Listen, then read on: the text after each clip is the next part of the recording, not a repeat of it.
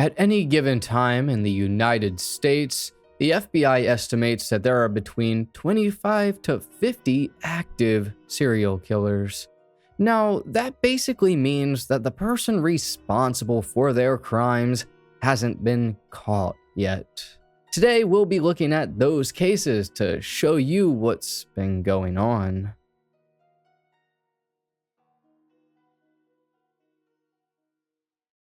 Hello, friend, and welcome to High Time Crime.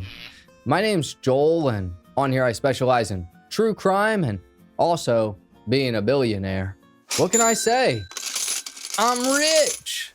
But anyway, now we're going to dive deep into the world of serial killers and the evil that secretly goes on in the world.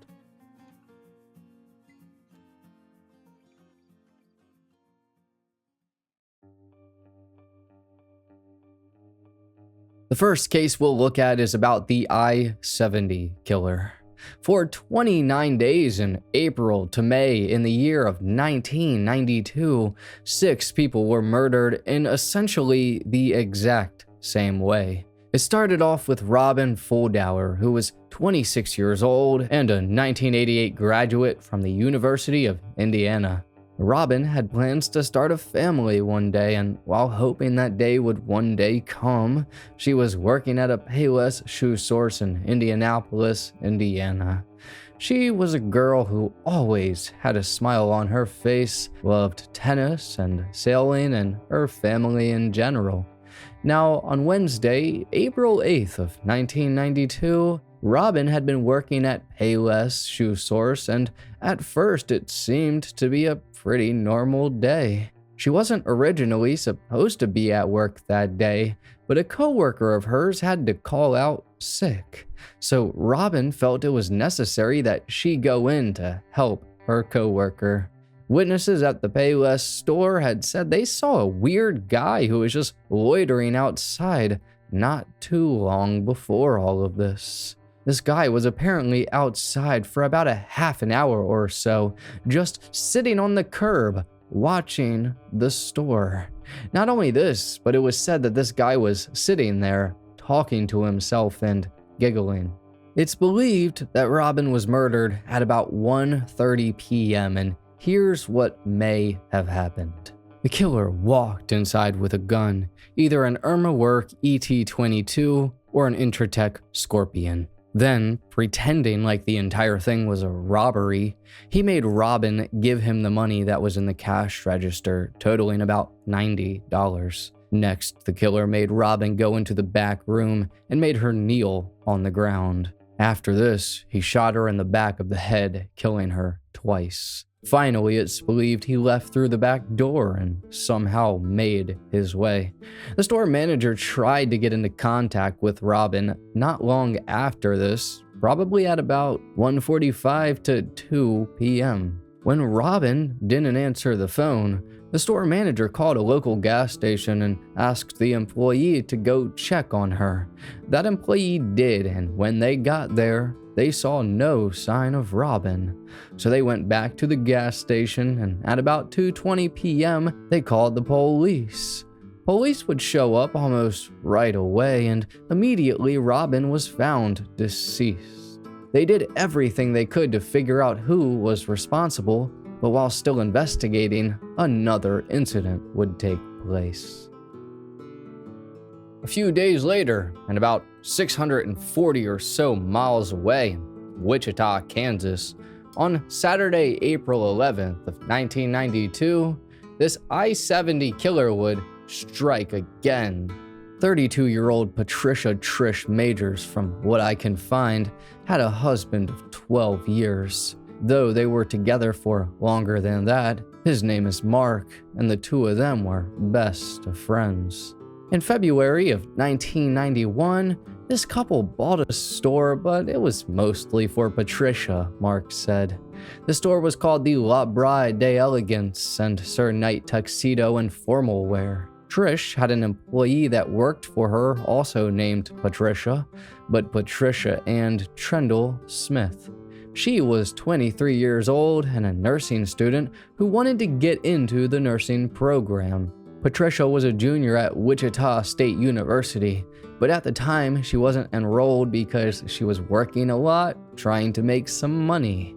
Patricia had been working at LeBride for about a year or so, and just 9 months before had gotten married to her husband, Norman Smith. While Trish and Patricia were at the store on Saturday, April 11th, they had just closed it at about 6 p.m. They were waiting for one last customer, though, who actually called ahead and asked them to wait for him. These two, being good workers and wanting that business, decided to stay, but what would happen was horrible.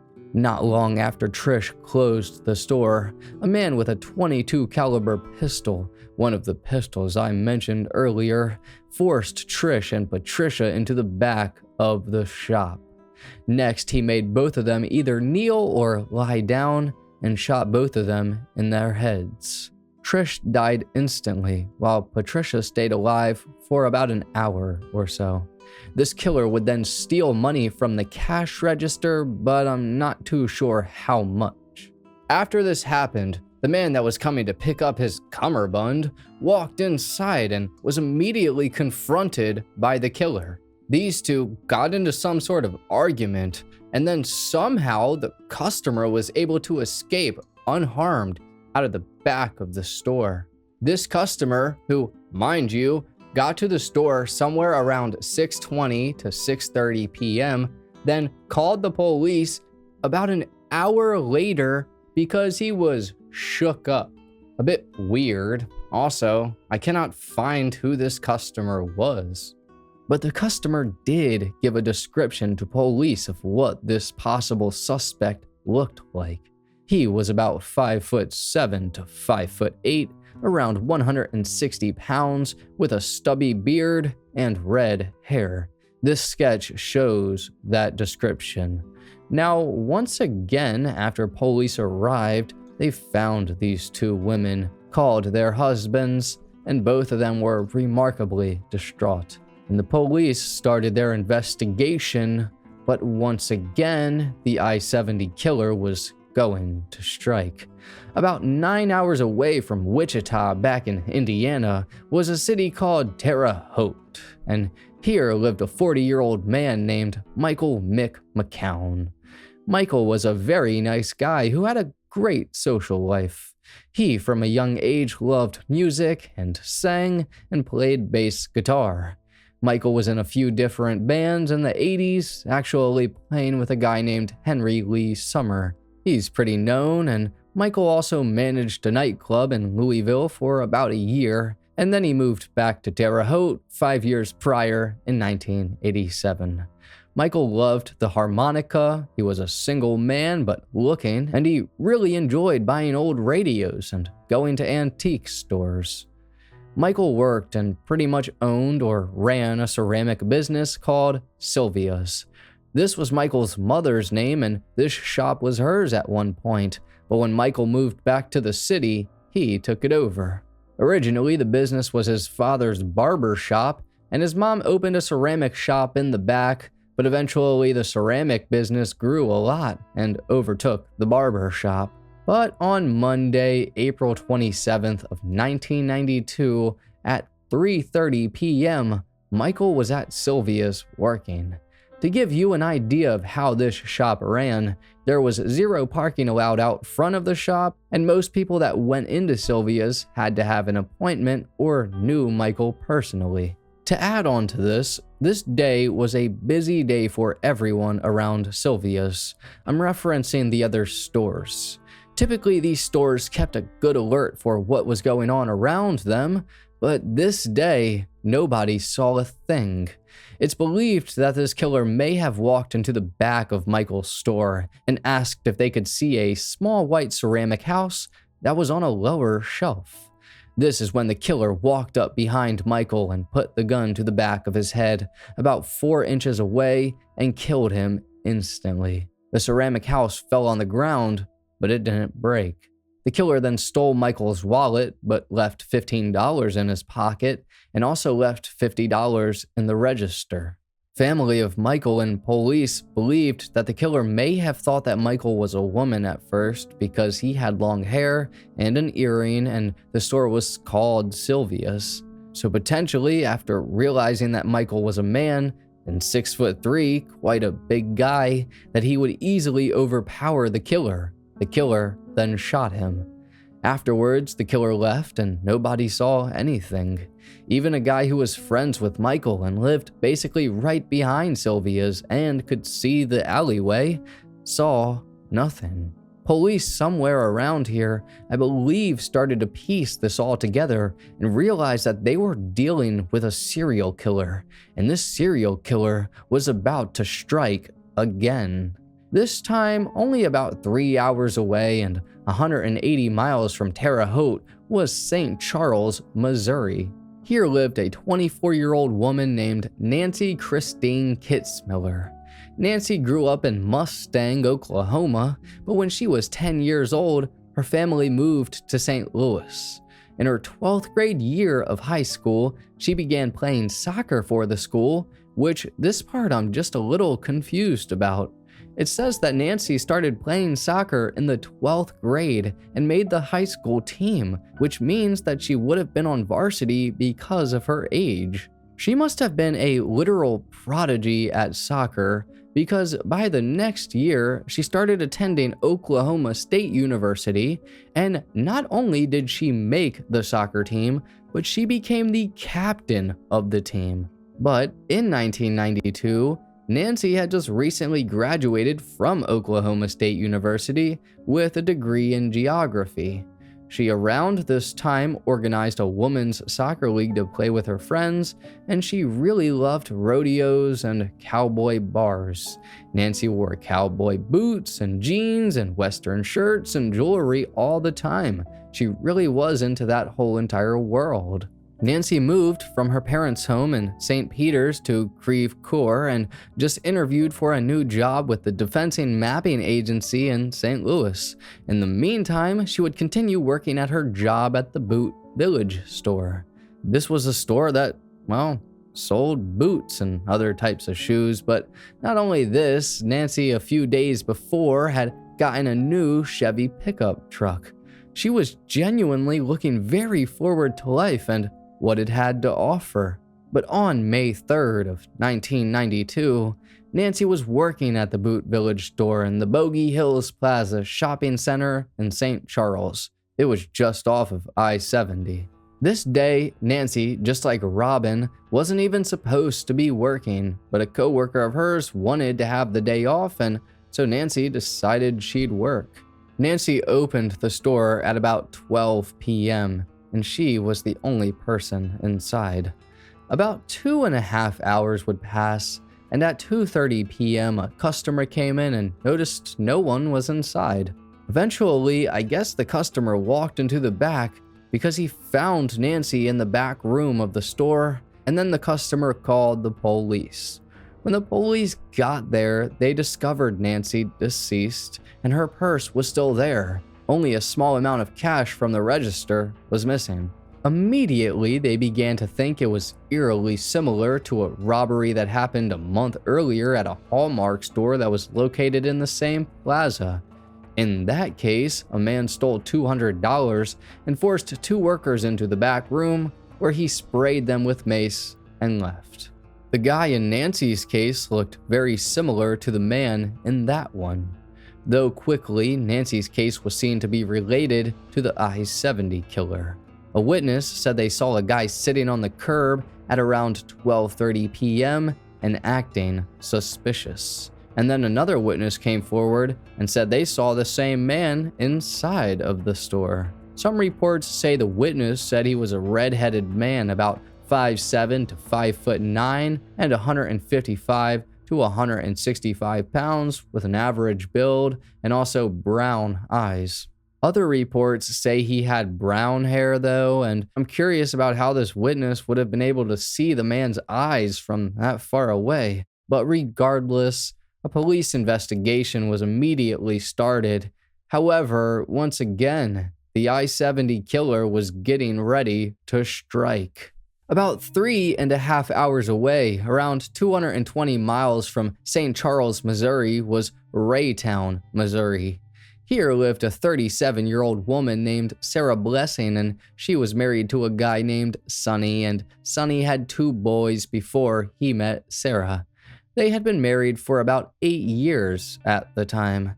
Sarah had gotten a bachelor's degree in communications from Emporia State University in Kansas and was originally from Topeka. Sarah was also very interested in writing, as she had several poems published, and she had just finished writing a children's book. Sarah was a very nice woman, and only 3 weeks before, her and about 5 friends opened up a herbal store that was called the Store of Many Colors.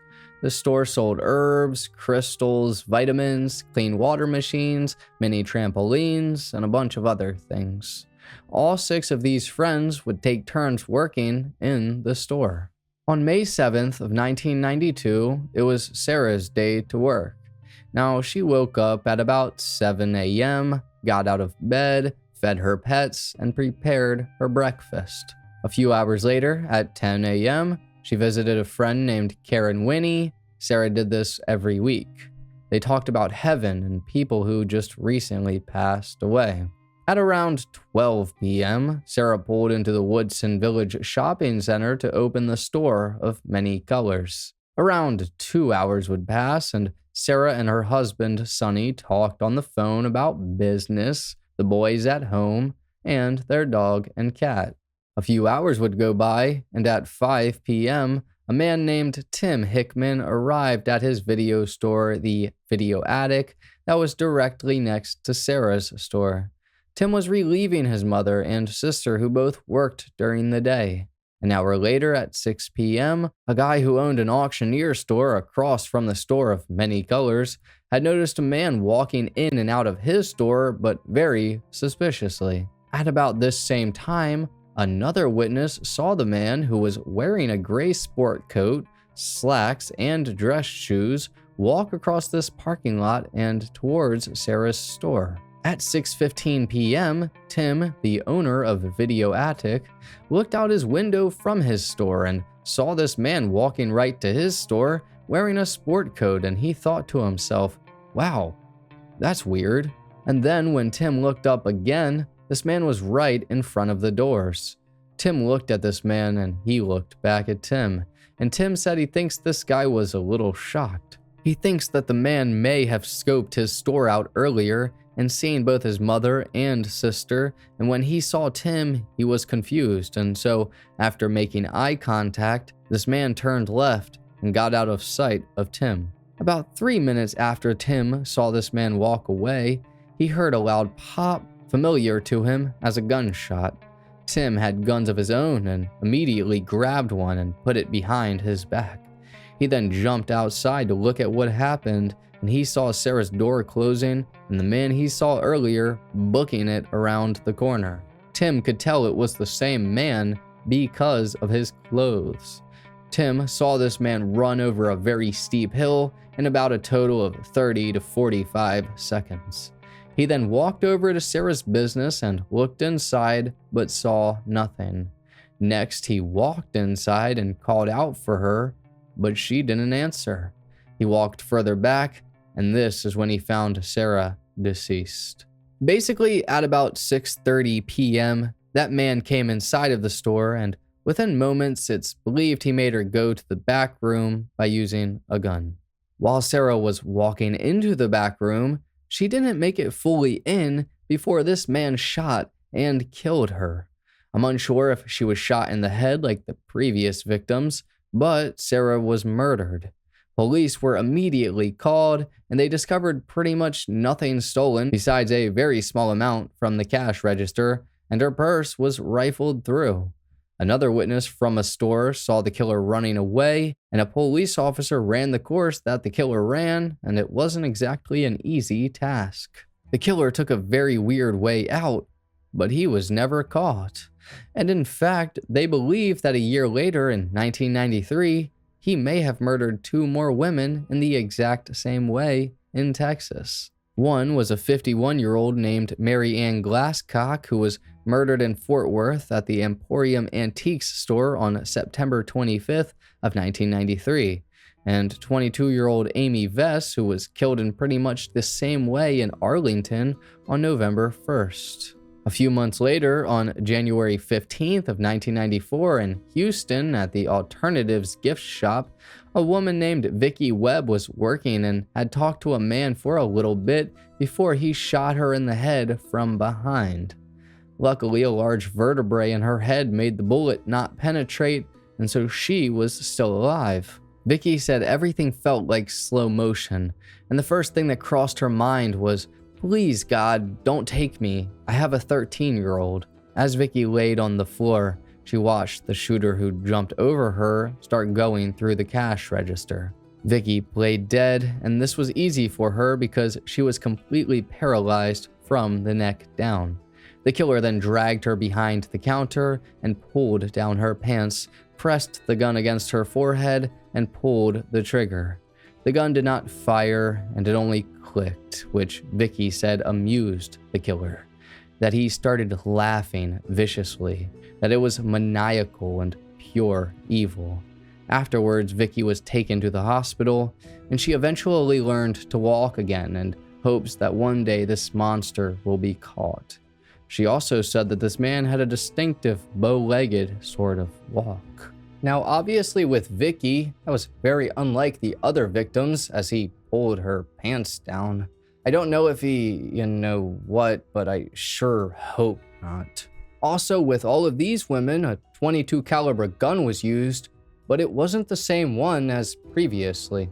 Now, for 8 years, these killings would stop, and the police were baffled. They had nothing to go on and no leads. But on November 30th of 2001, another murder would strike. A 31-year-old liquor store clerk named Billy Brossman, who worked at the 7th and 70 liquor store in Terre Haute, Indiana, the same place Michael McCown was murdered, literally only a mile away. I couldn't find too much information on Billy, besides that he was a father of 2. But this killer walked inside of the liquor store, and he walked to the back of the store and grabbed some beer out of the cooler. Next, this man walked to the counter, he put the beer on it, and then he pulled out a gun. Billy immediately complied to all of this man's demands, and then this killer walked Billy to the back of the store. They turned the corner, and then the killer shot Billy. This guy then started leaving. He jumped in the air with celebration, he did a little dance, and then he actually left.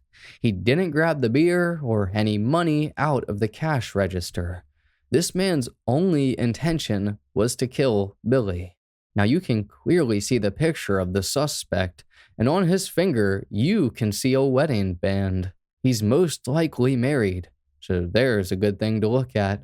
Also, this man in particular is well groomed. And this happened in Terre Haute, and so did the killing of Michael McCown.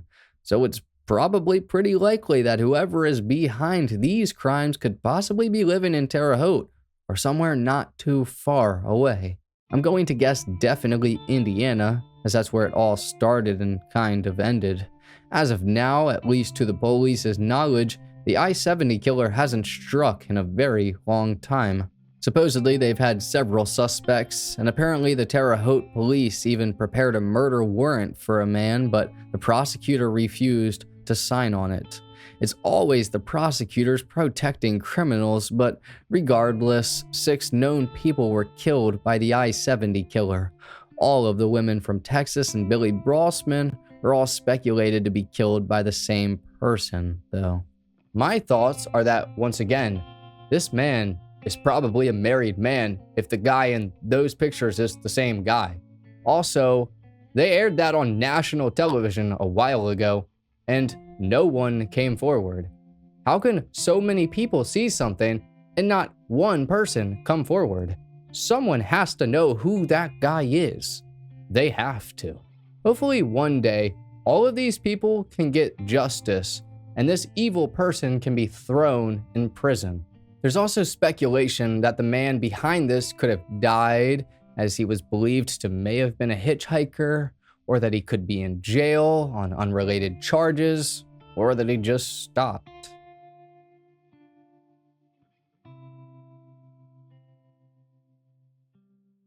Number 2, the Little Rock Slasher.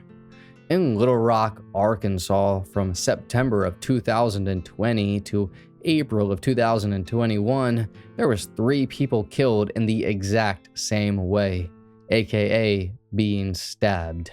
On April 29th of 2021, the Little Rock Police Department posted this video on their YouTube channel. Hello, I'm Keith Humphrey, Police Chief of the Little Rock Police Department. Part of my duties are to work to acquire and maintain a consistent level of safety in our community. To date, there have been 22 homicides in 2021. Regrettably, that is part of what I want to inform you of today. I also want to inform you of a known threat to our community. In early April of 2021, our communications department received a call of a cutting in progress. We responded. The victim in this case lived and spoke with detectives about the experience. Days later, we investigated a homicide where a lifeless body was found on Wright Avenue. Detectives took information from those 2 cases and compared them to 2 homicides from 6 months ago and noted similarities in all 4 cases. It was determined then that these incidents could possibly be connected based off the evidence in each case. Therefore, a need to notify the public exists. Without compromising these investigations, I can say for certain that these incidents happened in the Midtown area. They also occurred between the hours of 1 a.m. and 4 a.m. Those who were walking in the area were randomly attacked. Here's what we know. The common suspect in these incidents is possibly an adult male, slender build. In the incident with the survivor, the suspect was described as a black male. Here's what we've already done. Our department has informed the at-risk population in these areas. We have begun working with our community partners, and we also are working to ensure that there is an awareness of this specific threat. I have put additional uniformed and plainclothes officers in the area and increased patrols. We have requested and received the assistance of the Federal Bureau of Investigations, and they are currently assisting us in these investigations. We have no evidence that these incidents are connected with another part of the state, despite claims on social media. Let me be clear. We will do everything possible to arrest this suspect and protect our city. We also need your help. If you have seen anything suspicious or have surveillance cameras on your homes or businesses in this area, please contact us at 501-371-4636 or email us at asklrpd@littlerock.gov. If you provide information that leads to the arrest and conviction of this suspect, you could be eligible for a reward up to $20,000. The first victim was a man named Larry Eugene McChristian, and he was 64 years old. There's really not a lot of information about Larry, sadly. I do know he married a woman named Anana, and they settled down in Yellowville, Arkansas. Eventually, they'd have a child named Jesse, and Larry also had a daughter, Sarah. In the year 2020, Larry was staying with his daughter that lived in Little Rock. She had a criminal record and for some reason was on probation, so I think that's why she had to live there. One day, specifically Friday, August 21st of 2020, Larry had some sort of issue and he had to be taken to the hospital by ambulance, and he arrived at 1:56 a.m. Eventually, Larry got discharged, and this was later in the day, closer to about 6 p.m.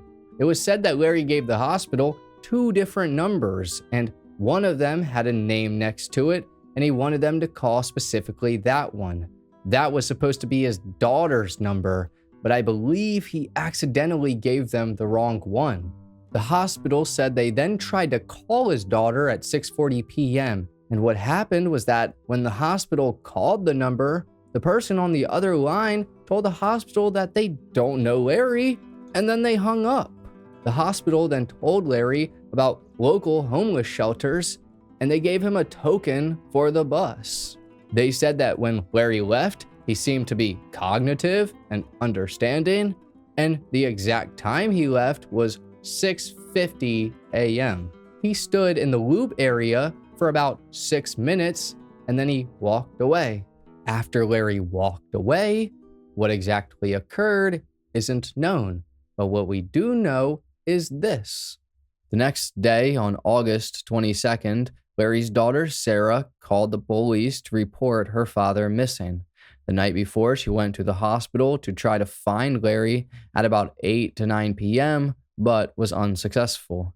For the next few days, Sarah would go looking for Larry, and reading the police report was a bit sad because she was trying very hard to find him. She was super upset at the officers for apparently not trying hard enough, and she was yelling at them, and a bunch of other things occurred. But then came August 24th, and this day a person was walking through a neighborhood located on South Gaines Street. When they looked over, they saw a person lying dead in the yard. A woman who lived on the street, Matilda Buchanan, woke up to a person banging on her door, and this person said that there was someone dead in the yard. Police were called and dispatched to the scene, and then they posted about finding a deceased male who had numerous stab wounds. By the next day, or August 25th, the deceased male was identified as Larry McChristian. Matilda Buchanan, the woman who lived where Larry was found, had a neighbor, and that neighbor checked their camera, and what they found was terrifying. Larry had been seen walking, and then another guy came walking near him. This guy then stabbed Larry, and I believe Larry fell down, and the guy just walked away. After a little bit, he went back to Larry and stabbed him multiple times again. Then he sat there and watched him die. Not long after this, the second murder would take place. On Wednesday, September 23rd of 2020, there was an abandoned house located at 4218 West 12th Street. Typically, homeless people would use it as a place to go, and a 63-year-old white guy named Jeff Welsh was one of those people. It was also stated that he liked to go by old school, but unfortunately, zero information is out there about Jeff. So if you know anything, let us know. But what happened is that at about 2:57 a.m. on September 23rd, a phone call was made to police by a guy who also frequented this abandoned house. This guy said that his buddy was on the front porch, not breathing. The police went to the scene, and according to the police report, they stated they saw numerous puncture wounds on his neck, and CSSU were called to respond, and that his body was transported to the Arkansas State Crime Lab for an autopsy. But for some reason, when the police station posted about this, they were hesitant to say this. At first, they weren't, and their first post said, "A homicide has occurred at 4200 West 12th Street. Patrol officers, detectives, and crime scene are on scene. More information will be provided as it becomes available." Then the police station made an update and said this: "The incident at 4218 West 12th Street is being reclassified as a suspicious death until an autopsy can be performed. After the preliminary investigation, it was not readily apparent that the deceased black male subject had died as the result of homicide." I don't understand why they would have said that, considering Jeff was stabbed multiple times, specifically in his neck, and Jeff also wasn't black, he was white.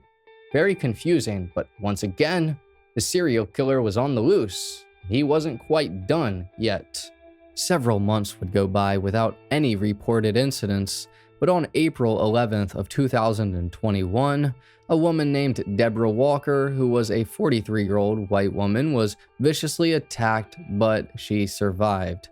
She, in the police report, stated that she was walking at the intersection of 19th and Marshall when a black man approached her, and he just started stabbing her with a knife. Deborah then left the situation, and the guy walked a different way.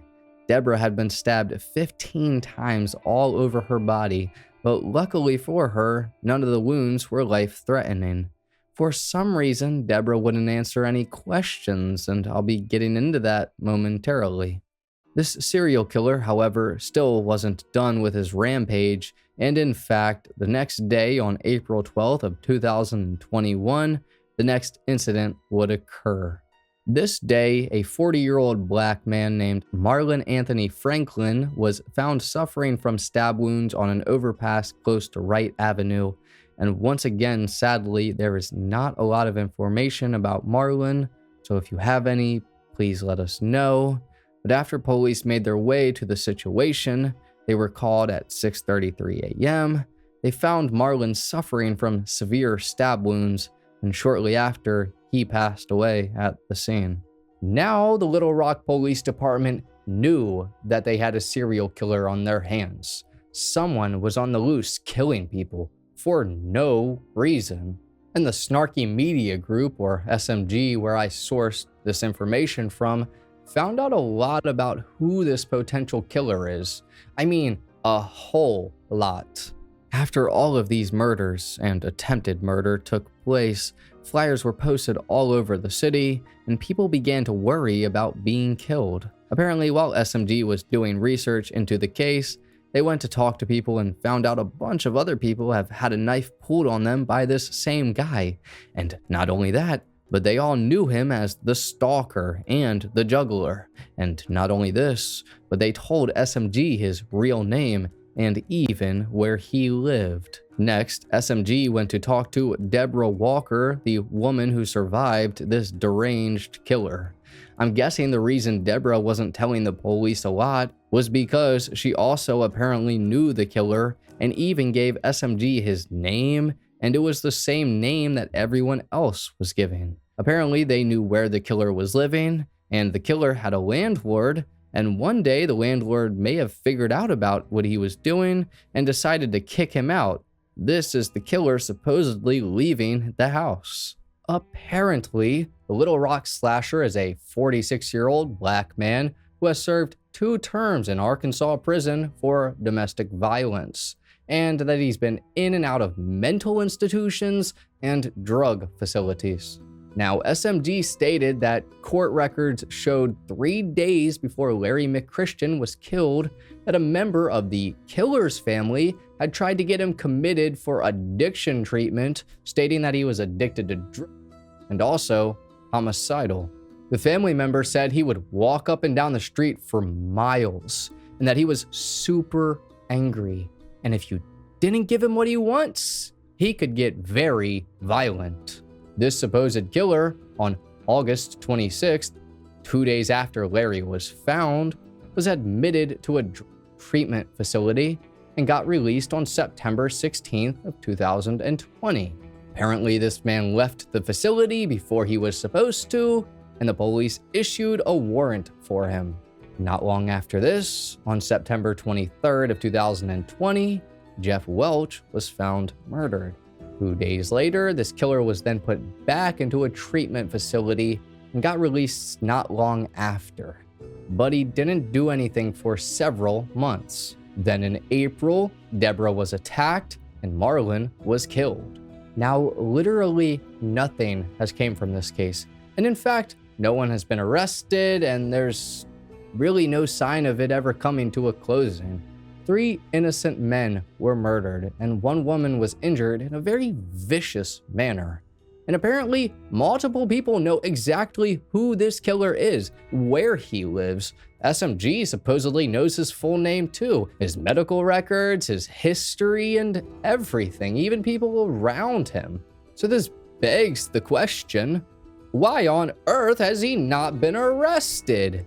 This most likely means that this man is out there, and one day he might strike again. Let's hope not. I also just want to say that when this case became pretty known about in Little Rock, Arkansas, a superhero in town tried to come to the rescue. His name is Shadow Vision, and he certainly had a vision.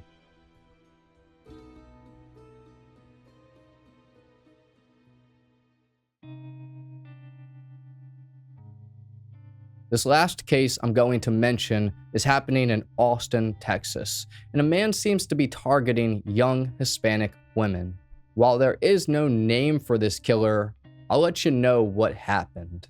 On April 14th of 2018, a 28-year-old woman named Alba Janice Alvarez had been found dead in her car by a passing motorist. Police had went to the scene to find out what happened, and they discovered that Alba had been assaulted and strangled to death. Alba had just been seen leaving Club Caribe, located in southeast Austin. There was no witnesses in this case, and for quite some time, it had went cold. Also, I really couldn't find any information about Alba, so if you know anything again, please let us know. Several years would go by, and on June 17th of 2024, I believe, a woman named Alyssa Ann Rivera, who was 34 years old, was found deceased. Alyssa, we have a little bit of information about, and she was said to fill rooms with her laughter and light. Alyssa had children of her own, and it was said that if you met her, you would never forget her, that she had the most loving soul and would do anything for anybody. But Alyssa was murdered on that day, or June 17th, and 4 days later, on June 21st, police were called to an abandoned house where Alyssa's body was found. She had been assaulted and strangled to death, just like Alba, but the police didn't connect these two murders together. After examining footage, police actually found video of Alyssa and her killer walking together late at night, and she has zero idea of what's coming. Eventually, DNA evidence would come from Alyssa's crime scene, and this DNA matched that of whoever killed Alba several years prior. An issue with the DNA, though, was that this guy wasn't in any databases, aka he didn't commit any crimes beforehand or just was never caught. The Austin, Texas Police Department now realized that they have a serial killer on their hands. They believe the man to be of Hispanic descent, not very tall, and dangerous. On August 7th of 2024, the Austin Police Department put out a statement saying these killings are connected and put out a very measly $1,000 reward for anyone that has any information regarding the murder of Alyssa. What we don't know is what Alyssa was doing beforehand. Was she also at a club, or how did she get into that situation to the point where her and this killer are walking together? Was she texting him and they got together like a date night? Or what exactly happened? Also, are these the only victims of this serial killer? Or are there more? Some people tend to believe that these killings could potentially be linked to the Rainy Street serial killer, an entirely different subject for a different video. But the Austin Police Department stated that the suspected serial killer of these two women is not linked to the supposed 12 deaths near Lady Bird Lake since 2022. So with that, you can believe whatever you'd like to believe, as there is no clear definitive answer because, let's be realistic, sometimes police departments get things wrong. I really hope that all of these tragic cases get solved, and that all of these women and men are given the justice they deserve, and so their families can have a bit of peace. But anyways, thank you for watching this episode of High Time Crime.